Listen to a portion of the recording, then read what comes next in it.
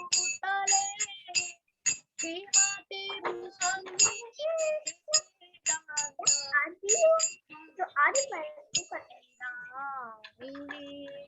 नमस्ते सरस्वती देवी गौरवाणी प्रचारिणे निर्विशेषा शून्यवादी पाश्चात्यादिशधारिणे जय श्री कृष्ण चैतन्य प्रभु नित्यानंद श्री अद्वैत गदाधर श्रीवासदि गौर भक्तवृंद हरे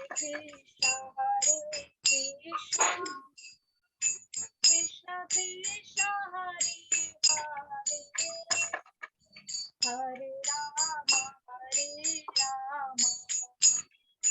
राम राम हरे हरे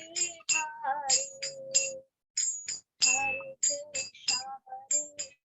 कृष्ण कृष्ण कृष्ण कृष्ण हरे हरे हरे राम राम राम हरे हरे हरे कृष्ण कृष्ण कृष्ण हरे हरे हरे राम राम राम हरे हरे ओम अज्ञानतिमिरान्धस्य ज्ञानञ्जनं शलाकया चक्षुरुन्मीलितं येन तस्मै श्रीगुरुवे नमः। श्रीचैतन्यमनोभीष्टं स्थापितं येन भूतले स्वयं रूप कदा मह्यं ददाति स्वपदान्तिकं।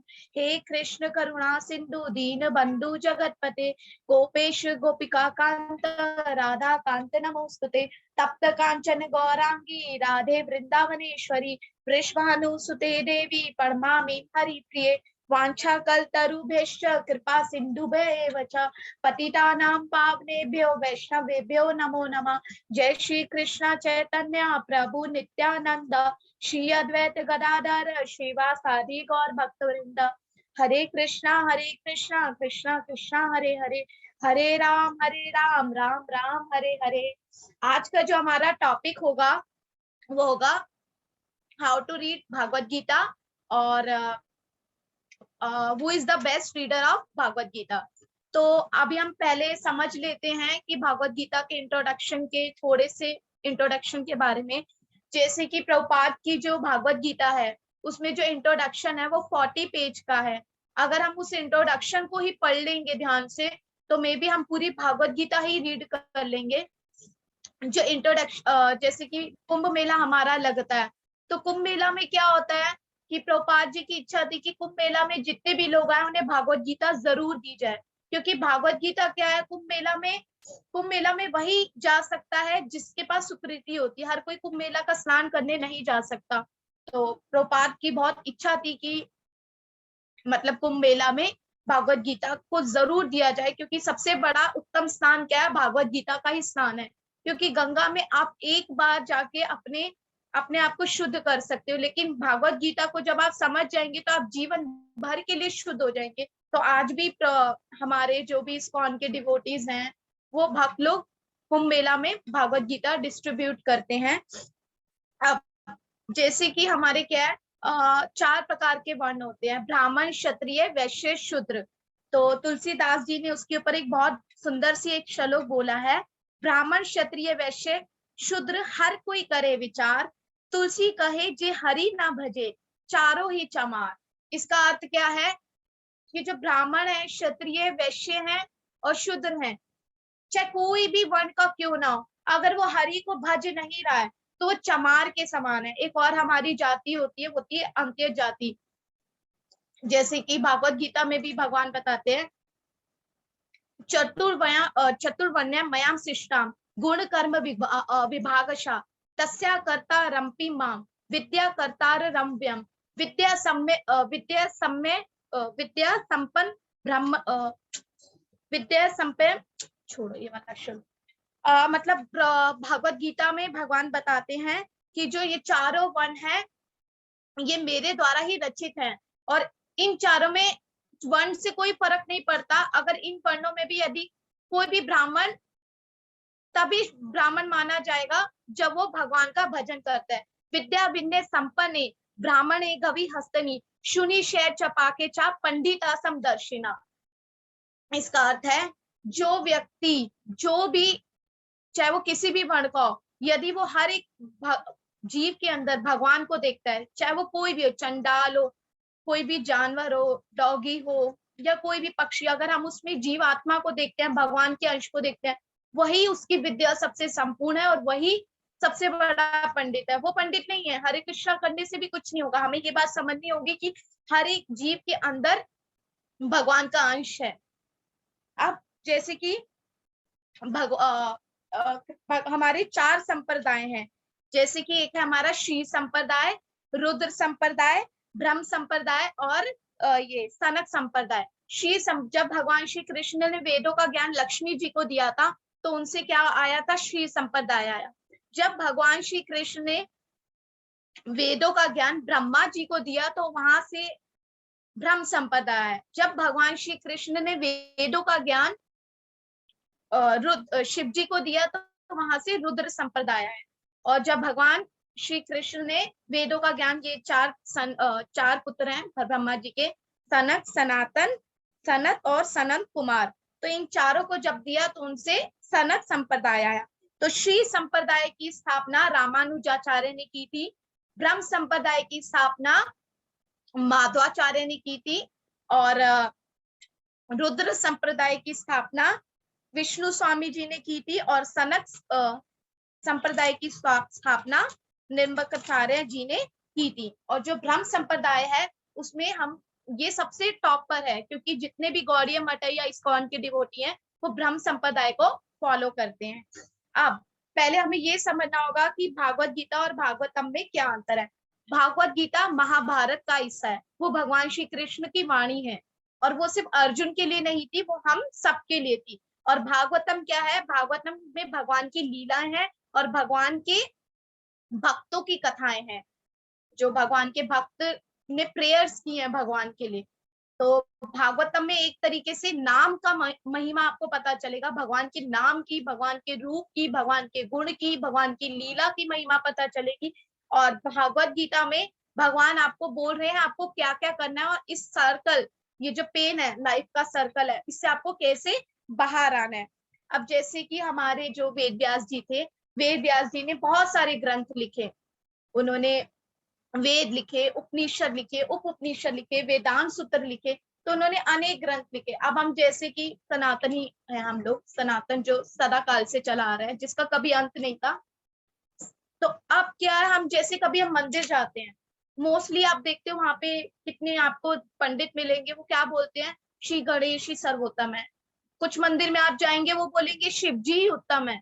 तो ये तो क्या है, वेद व्यास जी ने बहुत सारे जो वेद लिखे उनमें शिव जी को कहीं जगह उत्तम बता दिया, कहीं पे गणपति जी को बता दिया, कहीं ये बता दिया इसकी स्तुति करनी चाहिए। तो जो पंडित लोग बता रहे हैं वो अपनी जगह गलत नहीं है, वो अपनी अपूर्ण इंद्रियों से बता रहे हैं, उनके पास जितना ज्ञान है वो इस हिसाब से बता रहे हैं। लेकिन उन्होंने, क्योंकि उन्होंने पूरे शास्त्रों का अध्ययन नहीं किया। अब क्या है, जब वेद व्यास जी को जब नारद मुनि जी ने बोला कि आपने तो सभी वेदों में कहीं पे गणपति जी की महिमा बता दी, कहीं पे आपने बता दिया शिव जी सर्वोत्तम है, कहीं आपने ब्रह्मा जी को सर्वोत्तम कर दिया, तो आपने आप ये बताओ ना सबसे परम सर्वोत्तम कौन है। और वेद व्यास जी भी थक गए थे कि इन सबको लिखने के बाद भी वेद व्यास जी को चैन नहीं था, कि उनको लग रहा था हाँ अभी भी कुछ कमी रह गई है, क्योंकि वेद व्यास तो भगवान स्वयं कृष्ण का अवतार है। और नारद मुनि जैसे उन्हें, नारद मुनि से जब उन्हें, नारद मुनि तो एक भक्त है, उनसे ज्ञान भी मिल रहा है। तो वेद व्यास जी ने अपनी एक लास्ट कृति लिखी जिसे हम श्रीमद् भागवतम कहते हैं। श्रीमद् भागवतम, जिसमें 18,000 श्लोक हैं, 12 कैंटो हैं और हर एक कैंटो में कम से कम 20-30 चैप्टर्स आते ही हैं हर एक कैंटो के हर एक उसमें। तो कम से कम श्रीमद् भागवतम में मोर देन 1000 से भी अबव हमारे चैप्टर्स हैं। और जो भागवत गीता है वो भगवान श्री कृष्ण ने बोली है और उसमें 700 श्लोक हैं। तो इस प्रकार भागवतम अलग है, भागवत गीता अलग है, और भगवान ही supreme personality of godhead है। ये बात कौन बोल रहा है? ब्रह्मा जी बोल रहे हैं। ईश्वरा परमा कृष्णा सच्चिदानंद विग्रह अनादि राधि गोविंद सर्व कारण कारण। फिर शिव जी भगवान भी किसको बोलते हैं? वो तो स्वयं भगवान के नाम की माला करते हैं। वराह पुराण बता रहा है कि हरि सबसे बड़े कौन है? हरि। स्कंद पुराण बता रहा है सबसे बड़े कौन है? हरि। हरि भक्ति विलास बताता है सबसे बड़े भगवान कौन है? हरि। और जो हमारी सबसे लास्ट कृति जो हम पढ़ेंगे वेद व्यास जी की, उसमें भी भगवान की जो भक्त है उनकी प्रेयर सुनोगे तो आपको खुद अंदाजा लग जाएगा कि सबसे सुप्रीम पर्सनैलिटी कौन है? भगवान श्री कृष्ण। और भगवान तो, और सबसे बड़ी बात है भागवत गीता में आप जब भी पढ़ोगे तो कहीं पे भी ये नहीं लिखा श्री कृष्ण उवाचा, हर जगह लिखा है श्री भगवान उवाचा। फिर भी लोग कंफ्यूज हो जाते हैं, भगवान को अलग कर देते हैं और कृष्ण को अलग कर देते हैं। बहुत सारे लोग आपको ऐसे मिलेंगे मार्केट में, जब आप जाएंगे तो बोलेंगे भगवान ने तो ये भगवत गीता बोली नहीं, क्योंकि क्या लिखा हुआ है? श्री भगवान वाचा, इसका मतलब किसी और ने बोली। तो भगवान ने ही, जब डेफिनेटली जब युद्ध में भगवान श्री कृष्ण खड़े हैं, अर्जुन को ज्ञान दे रहे हैं, वो तो भगवान ही तो बोल रहे हैं। और वो बोल तो रहे हैं मेरी शरण लो योगी नाम पी सर्वेक्षाम मत गते अंतरात्मा नाम श्रद्धावान भजते माम से ये युक्तमा मता। इसका अर्थ है वो योगी मुझे सबसे प्रिय है जो श्रद्धा से मेरा नाम का सिमरन करता है। भगवान तो हर जगह मेरा मेरा कर रहे हैं, श्री भगवान वाचा लिखा जरूर है लेकिन हर जगह वो मेरा कर रहे हैं। और बोल कौन रहा है? कृष्णा ही तो बोल रहे हैं। फिर भी क्या करते हैं कुछ लोग? भगवान को अलग कर देते हैं, श्री कृष्णा को भगवत गीता से साइड कर देते हैं। इसलिए हमें हमेशा ऑथेंटिकेट भगवत गीता पढ़नी चाहिए, क्योंकि क्या होता है, जो आप किसी भक्त से जब भगवत गीता सुनोगे तो वो आपको भगवान से जोड़ेगा, उसका कोई प्रॉफिट नहीं रहेगा। लेकिन अगर आप किसी नॉन डिवोटी से सुनोगे या किसी प्रोफेशनल से सुनोगे, उसका काम क्या? वैसे आप सुन रहे हो, कोई भी आपको कृष्ण का ज्ञान दे आप सुनो तो, लेकिन जब कोई प्रोफेशनल आपको कृष्ण का ज्ञान देगा तो उसका क्या टारगेट रहेगा? पैसा कमाना। और जैसी संगत में हम सुनेंगे, हमारा जैसा हम श्रवणम करेंगे, हमारा ध्यान और हमारी चेतना में वो विकसित होता जाएगा। इसलिए हमेशा भागवत गीता हमें एक शुद्ध वैष्णव, एक गुरु से ही सुनना चाहिए, क्योंकि जब हम शुद्ध वैष्णव गुरु से सुनेंगे तो हम डायरेक्ट भगवान से कनेक्ट हो पाएंगे। अब क्या होता है, भगवान एक भगवत गीता का चैप्टर 4 है, उसका श्लोक नंबर 1 है, इमं विवस्ते योगम प्रोक्तवान हव्यम विवस्वान मन में प्रहा मुनि रिक्षा कवे अब्रवीत। अब इसका अर्थ क्या है? हे अर्जुन, सबसे पहले मैंने भागवत गीता सूर्य देव विवस्वान राजा को सुनाई। सूर्य देव की जो राजा है, मतलब सूर्य लोक में, उनका नाम विवस्वान है। उसके बाद मैंने ये मनु को सुनाई, उसके बाद मैंने ये इक्ष्वाकुस को सुनाई। लेकिन उसके बाद क्या हुई? ये प्रथा छिन भिन। अब क्या भगवान बोल रहे हैं अर्जुन को? ये इसलिए मैं तुझे सुना रहा हूँ। अब क्या होता है, मार्केट में बहुत सारी भगवत गीता आ गई है, महात्मा गांधी की भी। आई एम नॉट सेइंग कि कोई रॉन्ग है, ठीक है, लेकिन हमें सिर्फ ऑथेंटिकेट भगवत गीता को ही पढ़ना है। अब जैसे भगवान बता रहे हैं, अब जैसे क्या होता है, अब हमने जैसे ज्ञान हासिल किया सीमा दी से, मैंने भी हासिल किया सीमा दी से, सीमा दीदी ने हासिल किया किसी और अपने गुरु से, उनके गुरु ने हासिल किया किसी और गुरु से। तो ऐसे ये कड़ी हमेशा जुड़ी रहती है। जैसे भगवान बता रहे हैं कि मैंने ज्ञान किसको दिया? सबसे पहले सूर्य देव को, फिर मनु को, फिर इक्ष्वाकु को, फिर भी बीच में छिनबिन। अगर हम सोचे कि हम भगवत गीता खुद ही पढ़ सकते हैं तो ये पॉसिबल नहीं है। हर एक इंसान को इस संसार में सर्टिफाइड होना जरूरी है। अब बहुत लोग बोलते हैं अरे भगवत गीता के लिए क्या सर्टिफाइड होना है, हम खुद पढ़ेंगे और खुद ही ज्ञान देने लगेंगे। नो, क्योंकि भगवत गीता जब आप किसी ऐसे व्यक्ति से सुनते हो जो ज्ञानी होता है, जिसे उस चीज का ज्ञान है, वो आपको डायरेक्ट भगवान से जोड़ेगा। लेकिन अगर आप किसी अनऑथेंटिकेट, किसी भी जो भगवान से जुड़े नहीं है, परंपरा से जुड़े नहीं है, उससे जाके सुनोगे तो आपको उसका फल नहीं मिलेगा। मे बी आप शायद डूब भी जाओ। तो भगवत गीता हमेशा गुरु से, शुद्ध वैष्णव से ही सुननी चाहिए। तो अब जैसे कि क्या कहते हैं, जैसे बहुत सारे लोग मेडिकल की पढ़ाई करते हैं, उसको डॉक्टर के कोर्स करने के लिए डॉक्टर की ट्रेनिंग लेनी पड़ती है। अगर हम सोचे हम मेडिकल्स की बुक्स पढ़ लें और सब कुछ हो जाए, तो ऐसा पॉसिबल नहीं है। तो ऐसे लोग, मैं अपना ही एग्जांपल दूंगी, मैं भी 2019 में भागवत गीता रीड कर रही थी, तो पूरे 2 बार मैंने पढ़ लिया, क्योंकि प्रभुपाद के जब आप भगवत गीता पढ़ोगे तो आपको हर वर्ड में चमत्कार लगेगा। जब भी आप एक चैप्टर पढ़ के हटोगे ना, और नेक्स्ट डे उसको अगर पढ़ने की इच्छा जताओगे कि मुझे वो चैप्टर दोबारा पढ़ना है, तो आप फील करोगे अरे ये वर्ड तो मैंने पढ़ा ही नहीं, जबकि वो पढ़ चुकी हूँ। तो हर वर्ड में प्रभुपाद जी ने चमत्कार दिखाया अपना। तो भागवत गीता हमेशा ऑथेंटिकेट से ही पढ़नी चाहिए, क्योंकि जैसे आप एक बिजली पंखा है, पंखे को हम स्विच ऑन करते हैं, पंखे की तार स्विच ऑन, लेकिन स्विच ऑन की तार भी किसी से जुड़ी हुई है। तो अगर हम परंपरा से उसे पढ़ेंगे तो हमें असली ज्ञान हासिल होगा। जैसे कि एक ब्राह्मण था, उस ब्राह्मण ने अपने शिष्य को बोला कि बेटा अब आप भगवत गीता पढ़ो। भगवत गीता में भगवान बोलते हैं गुरु के पास जाओ, प्रश्न करो, क्योंकि वही तुम्हारे सभी समस्याओं का समाधान कर सकता है। क्योंकि जिसके पास ज्ञान है वही आपको ज्ञान, सही ज्ञान दे सकता है। तो अब ब्राह्मण ने अपने उस शिष्य को बोला कि आप भागवत गीता पढ़ो। और वो शिष्य अनपढ़ था, उसको कुछ नहीं आता। अब क्या हुआ, चैतन्य महाप्रभु जब दक्षिण भारत की यात्रा कर रहे थे, तो चैतन्य महाप्रभु उस शिष्य से मिले। अब वो देख रहे हैं वो क्या पढ़ रहा है, उल्टा रखा है सीधा। तो चैतन्य महाप्रभु बोले आप क्या कर रहे हो? कह रहे मैं अपने गुरु के आदेश का पालन कर रहा हूँ, मुझे तो ये पता ही नहीं इसमें क्या लिखा है, क्योंकि मैं अनपढ़ हूँ। अब यहीं से हमें समझ जाना चाहिए कि जब उसने गुरु के आदेश का पालन किया श्रद्धा के साथ, और उनके कहने पर उसने भागवत गीता पढ़ी, तो उसे साक्षात किसके दर्शन हो गए? चैतन्य महाप्रभु, भगवान उससे खुद ही मिलने आ गए। तो जब हम भगवान से कनेक्ट होते हैं या हम गुरु से कनेक्ट होते हैं, तो हमें दर्शन मिलेंगे ही। अब क्या होता है, जैसे कि एक बार क्या हुआ, क्या नाम है, हाँ, कंस। कंस ने बहुत अत्याचार कर दिए थे, तो देवी देवता परेशान होके किसके पास गए? ब्रह्मा जी के पास। फिर देवी देवता, ब्रह्मा जी को भी जब कोई सॉल्यूशन नहीं मिला, तो सारे इकट्ठे होके किसके पास गए? शिव जी के पास। जब शिव जी के पास भी कोई सॉल्यूशन नहीं मिला, तो सारे इकट्ठे होके बैकुंठ में चले गए विष्णु जी के पास। तो विष्णु जी के पास भी कोई सॉल्यूशन नहीं था। तो सब लोग, कुछ आपसे भी कोई बड़ा है क्या? विष्णु बोले क्यों नहीं, हमसे सर्वोत्तम सुप्रीम पर्सनालिटी गॉड हेड सिर्फ कृष्णा ही है। अब विष्णु भगवान बैकुंठ से उठकर सभी के साथ कहाँ चले गए?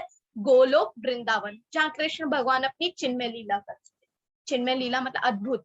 जो हमारे संसार में जो भी प्यार वाली लीला होती है वो थोड़े समय के लिए होती है, लेकिन भगवान की जो लीलाएं होती हैं वो परमानेंट होती हैं। तो भगवान लीला कर रहे थे, और फिर सबने क्या देखा, यहाँ से कौन आ रहा है?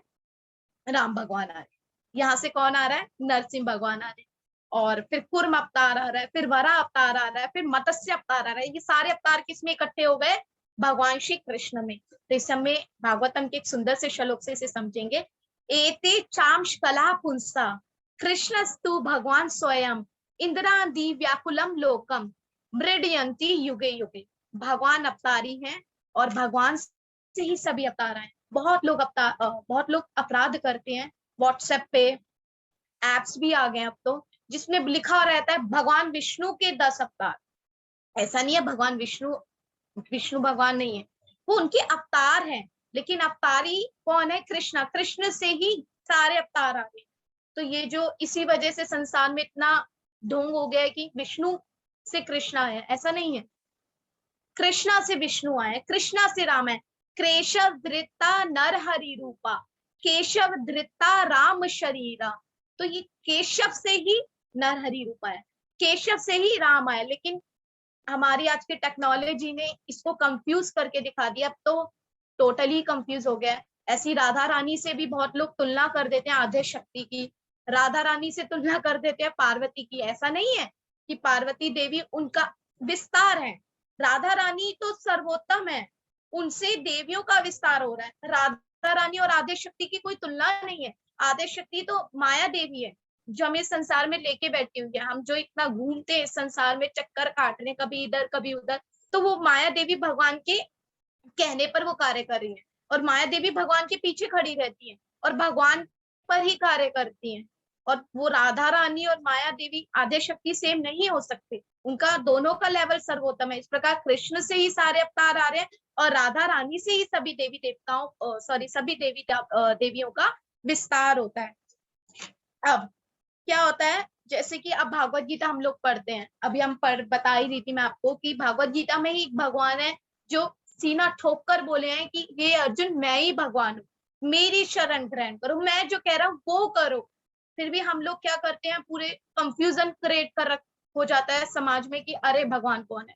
भगवत गीता से कृष्ण को साइड कर रखा है। बहुत सारी भगवत गीता पढ़ोगे आपको लगेगा ही नहीं कि कृष्ण के बारे में बता रहे हैं, ऐसा लगता है एक आदमी के बारे में बता रहे हैं। तो वो सबसे बड़ा अपमान है भगवान का। तो इस प्रकार अब हम पढ़ेंगे शास्त्रों के बारे में। शास्त्र क्या होते हैं? शास्त्र बने हैं शास धातु से। शास्त्र क्या होता है? शास्त्र एक धातु है जिसका अर्थ होता है शासन करना। अब क्या होता है, अब हम यहाँ रहते हैं, हमारे ऊपर गवर्नमेंट शासन कर रही है, आपको ये नहीं करना वो नहीं करना, हम रूल्स फॉलो करते हैं ना, भले कम करते हो बट हम करते हैं ना कि हमें जेल की सलाखों के पीछे ना जाना पड़े।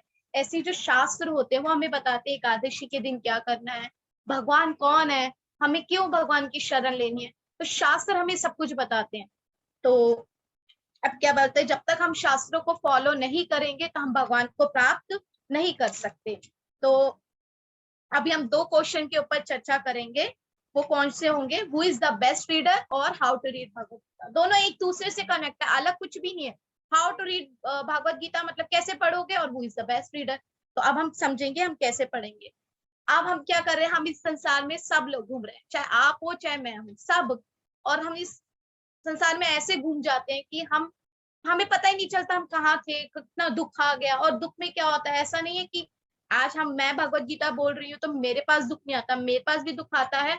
तो डेफिनेटली मैं भी उतनी ही वीक पड़ जाती हूँ, बहुत ज्यादा। तो हम इस संसार में इतना सफर कर रहे हैं, आप देखते हो हम किसी को चाह रहे हैं वो जा रहा है, या हमारे साथ इतना बुरा बुरा क्यों हो रहा है, कोई हमें मार के चला गया, कोई हमें लूट के चला गया, या हमारे मम्मी पापा इस संसार से क्यों चले गए। तो अगर वो एक परमानेंट रहने वाले होते तो इस संसार से क्यों जाते। आत्मा तो कभी जाती ही नहीं है ना, आत्मा तो परमानेंट रहने वाली है। लेकिन इसका मतलब वो शरीर नहीं, वो आत्मा है।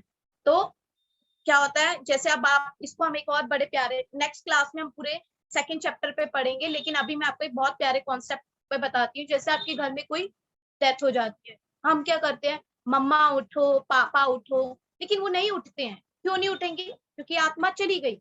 अगर उसके जिस इंसान के शरीर में आत्मा रहती है वही इंसान की खून दौड़ता है। हम लोग तो ये सोचते हैं कि हाँ हम बॉडी है, एक्सेप्ट सबसे मुश्किल काम यही है एक्सेप्ट करना कि हम ये बॉडी नहीं सूल है। अगर हम यही एक्सेप्ट कर ले तो सारा तमाशा जिंदगी का फिनिश हो जाए, लेकिन हम ये एक्सेप्ट नहीं कर पाते। और अभी इसमें एक्सेप्ट करने में भी बहुत टाइम लगेगा, बट अभी अब आप इतना ही एक्सेप्ट कीजिए कि आपको भगवान श्री कृष्णा के शरणागत होने की कोशिश करनी है। अभी हम हुए नहीं है, मैं भी नहीं हुई हूँ, कोशिश करनी है। तो अब हम पढ़ेंगे कि हमारे को, अब आप जैसे आप, अब वो बंदा हमारी जिंदगी से चला गया, हम उठा रहे हैं वो उठ नहीं रहा, क्योंकि वो आत्मा तो चली गई, शरीर रह गया। तो फिर मैं कौन हूँ, सोचने वाली बात है ना। जब मेरे मम्मी पापा मुझे छोड़ के चले गए तो मेरे असली माँ बाप कौन है, मुझे किसने पैदा किया, मैं भी यही रहूंगी क्या। तो सबसे पहला क्वेश्चन होना चाहिए हु आई एम, मैं कौन हूँ बताओ, मैं इतना सफर क्यों कर रही हूँ, मैंने ऐसा क्या कर दिया, मैंने किसी का क्या बिगाड़ दिया, क्या ले लिया, या किसी को क्या नुकसान दे दिया जो मेरे साथ ऐसा हो रहा है। सब पूछते हैं जब हम दुख में होते हैं। तो ये सारे क्वेश्चन जब आपके दिमाग में आएंगे। दूसरा, किसी की गाइडेंस में, जब भी आप भगवत गीता पढ़ेंगे तो आपके पास किसी की गाइडेंस होना बहुत जरूरी है। जैसे मैंने अभी आपको बताया, सिर्फ भगवत गीता पढ़नी है आपको प्रभुपाद जी की, क्योंकि उन्होंने अथेंटिकेट लिखी है, या नारायण गोस्वामी महाराज जी की मूल कृति आप उनसे भी पढ़ सकते हैं, लेकिन वो एडवांस है उसके बाद। तो लेकिन अब ये पहला क्वेश्चन कि मैं कौन हूं और मैं इतना सारा भुगत क्यों रही हूँ, क्यों भुगत रहा हूं भाई, करा क्या हमने। दूसरा, हमें जब भगवत गीता पढ़नी है तो हमें गाइडेंस में पढ़नी है वैष्णव के संग में, क्योंकि उसका प्रॉफिट कृष्णा से जुड़ना होगा। जैसी संगत रखोगे वैसा ही ख्याल रहेगा और वैसी ही चेतना रहेगी। अगर हम एक शुद्ध वैष्णव एक गुरु के संग में आप भगवत गीता सुनोगे, डेफिनेटली जैसा वो सोच रहा है उसका, भले ही आप उसके बराबर नहीं जा सकते, क्योंकि हर इंसान अलग है और हर इंसान अपने कर्म के अनुसार, अपनी सुकृति के अनुसार, अपने अपने जो भी उसने पुण्य कमाए वो तो नष्ट हो गए, वो उसको सुकृति मिली, उसके अनुसार वो भक्ति करे। लेकिन आपको उसकी चेतना का 1% भी अगर हिस्सा मिलेगा तो आप डायरेक्ट भगवान से कनेक्ट हो पाओगे। इसलिए गुरु जो कि वैष्णव होना चाहिए प्रॉपर, और गुरु कभी भी ये नहीं बोलेगा मैं भगवान, ना वो भगवान के सामने अपने आप को आदर लेगा। गुरु की भी ये क्वालिटी होती है। ये दूसरा हो गया, आपको भागवत गीता किसी की गाइडेंस में सुननी है, पहले तो क्वेश्चन का इतना जो सफर किए ये दिमाग में रह के, दूसरे गाइडेंस में, और तीसरा विनम्र भाव से। अब हम क्या करते हैं, हम जैसे कि क्या होता है, हमें किसी से काम होता है, किसी से भी अपना मतलब निकालना होता है, कैसे हम उसके प्रति इतना दया जताने लगते हैं, मिलने लगते हैं, उसकी तारीफ करने लगते हैं अपने काम के लिए। और जैसे पॉलिटिकल होते हैं, कैसे हाथ हाथ जोड़ते जोड़ते चलते हैं, अरे हमें वोट लेना है क्यों क्यों नहीं। तो वो तो चलो एक संसारिक काम हो गया। ऐसे ही जब हम भगवान के पास जाते हैं, विनम्र होना बहुत जरूरी है। प्रभुपाद बताते हैं कि सेवा हम सबको मिलके क्यों करनी चाहिए, क्योंकि इससे क्या होता है, हमारा जो ईगो होता है वो नष्ट होता है। अब भगवत गीता हमेशा श्रद्धा पूर्वक, श्रद्धा तो सबसे बाद में आएगी, सबसे पहले आपको ये सोचना आप कुछ भी नहीं है, आपको भगवान के शरणागत होना ही है, क्योंकि उसके अलावा और कोई ऑप्शन नहीं है। आज नहीं होगे तो कल होगे, कल नहीं होगे तो परसों होगे, नहीं तो अगले जन्म में होगे, जन्म जन्मांतर में होते ही होना ही पड़ेगा, उसके अलावा कोई ऑप्शन आपके पास है ही नहीं। तो भगवत गीता में 5 टॉपिक हम लोग कवर करते हैं, वो होते हैं प्रकृति, काल, कर्म, भगवान और जीव। 4 जो है वो नित्य रहने वाले, एक है जो अनित्य है, वो क्या है, प्रकृति, काल, भगवान, प्रकृति, काल, कर्म, भगवान और जीव। कर्म जो है ना वो नित्य रहने वाला नहीं है, क्योंकि हो सकता है कि मेरे को किसी साधु संग हो जाए, मेरी सुकृति इतनी हो जाए, मुझे साधु संग हो जाए और मैं भगवान की शरण में चली जाऊं, तो मेरे कर्म बदल जाएंगे। तो कर्म नित्य रहने वाले नहीं है, कर्म चेंज हो सकते हैं, लेकिन बाकी सब, ना भगवान चेंज होंगे, ना जीव की आत्मा चेंज होगी, ना प्रकृति चेंज होगी। हाँ, प्रकृति अप्रकट और प्रकट हो सकती है, काल अकॉर्डिंग भगवान जैसे चाहेंगे वैसा होगा। तो इस प्रकार ये सब चेंज होने वाला नहीं, नित्य रहने वाला। लेकिन भगवान और सॉरी कर्म नित्य रहने वाला नहीं, वो चेंज हो सकता है। इसलिए हमेशा बोलते हैं फ्रेंड सर्कल आप ऐसा रखो जिसमें आपके सारे डिवोटी हो, क्योंकि कहीं ना कहीं आपकी लड़ाई भी होगी, कुछ भी होगा, कोई भी प्रॉब्लम आएगी, तो आपको ये रहेगा हाँ आपको कृष्णा के पास जाना है, वो आपको घसीटता रहेगा। लड़ाई भी होगी, आप कुछ भी होगा, वॉट एवर जो भी हो, लेकिन कृष्णा के फ्रेंड सर्कल में रहोगे तो आपको वो कृष्णा के बारे में कुछ तो बताएगा। तो जिस जिस संगति में रहोगे, जिस श्रवणम करोगे, जिस चेतना में रहोगे, वही आपकी लाइफ भर रहेगी। तो इस प्रकार हमें भगवान के शरण में रहना है। और जैसे कि अभी हम फर्स्ट चैप्टर हमने लास्ट टाइम रीड किया था कि कैसे अर्जुन भगवान को खुद तो कंफ्यूज था और भगवान से क्वेश्चन कर रहा था, और ऐसे ही अर्जुन तो हम नहीं बन सकते हैं, लेकिन ऐसे ही हम तो इससे भी ज्यादा कंफ्यूज रहते हैं और भगवान से कंटिन्यू क्वेश्चन, भगवान से नहीं सॉरी इंसानों से क्वेश्चन करते रहते हैं। भगवान से तो हम करते ही नहीं, भगवान से करते तो शायद आपको आपके सवालों के जवाब हर वक्त मिलते, लेकिन आप हम मैं भी इंसानों से क्वेश्चन करते हैं। तो भगवान से हो, अब अर्जुन हमारे से डिफरेंट था, वो भगवान से क्वेश्चन कर रहा है कि देखो मैं नहीं करूंगा, ऐसा हो जाएगा, वैसा हो जाएगा। तो यही डिवोटी की पहचान है कि वो सब कुछ देख भाल के करता है, और भगवान इसलिए तो उसके साथ खड़े थे। अगर भगवान को उसके क्वेश्चन, उसकी कंफ्यूजन इतनी बुरी लगती तो उन्हें बोलते अरे मैं क्या करूं, इतना परेशान हो गया, लेकिन भगवान परेशान नहीं हो रहे, वो इतने दया में है, वो ये देख रहे अरे मेरा भक्त देखो ना क्या क्या नहीं सोच रहा है, सब कुछ सोच रहा है, इतना कुछ होने के बाद भी बोल रहा है मुझे कुछ नहीं चाहिए। जैसे बलि महाराज थे, बलि महाराज जब बोले 2 पग भगवान ने ले लिए, तीसरा पग पांव रखने लगे, तो उन्होंने बोला आप मेरे सर पे रख लो। कृष्णा इतने हैप्पी हो गए, देखो भाई ये कि क्या मतलब। और उसके बाद भगवान ने उसे क्या बोला कि मांगो बलि महाराज, उन्होंने बोला मुझे कुछ नहीं चाहिए। तो भगवान ने फिर भी बोला जहां भी आप रहेंगे मैं आपकी दरबारी सेवक बन के सेवा करूंगा, दरबारी बन के। तो भगवान से हमें कुछ मांगना नहीं चाहिए, देखो वही भगवान खुद ही दे देते हैं, उनसे क्या ही मांगना, वो खुद ही इतना कुछ देने वाले हैं।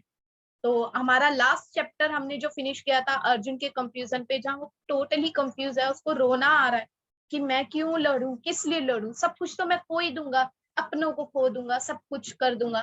फिर हम सेकंड चैप्टर में जब आएंगे, वो जब अर्जुन को जब कुछ समझ नहीं आता है तो क्या करता है, भगवान श्री कृष्ण की शरण लेके क्या बोलता है, कार्पण्य दोषो पहत स्वभाव पृच्छामि त्वामाधरं समुचिता यच्छेस्यानिष्टित् ब्रूहि तन्मे शिष्येऽस्तेऽहं शाधिमां त्वां प्रपन्नम्। इसका अर्थ क्या है? हे कृष्ण भगवान, अब मैं अपनी कृपण बुद्धि के कारण कुछ भी करने और सोचने में असमर्थ हूँ, कृपया मैं आपके शरणागत हूँ, तो अब आप मुझे ज्ञान दीजिए। अब वो किसकी कैसे ज्ञान ले रहा है? एक शिष्य की तरह। तो नेक्स्ट क्लास में हम आत्मा के ज्ञान के ऊपर पढ़ेंगे। तो हरे कृष्णा, अभी मैं क्लास को यहीं फिनिश कर रही हूँ। किसी का कोई क्वेश्चन? हरे कृष्णा। हरे कृष्णा, वेरी नाइस क्लास। हरे कृष्णा। है, ये सब तो आप ही की है ना दीदी? चलो हम एंड करते हैं, नेक्स्ट क्लास प्रभु जी की होगी। हरे कृष्णा। वांछा कल तरुभ्यश्च कृपा सिंधुभ्येव च पतितानां पावनेभ्यो वैष्णवेभ्यो नमो नमः। हरे कृष्ण।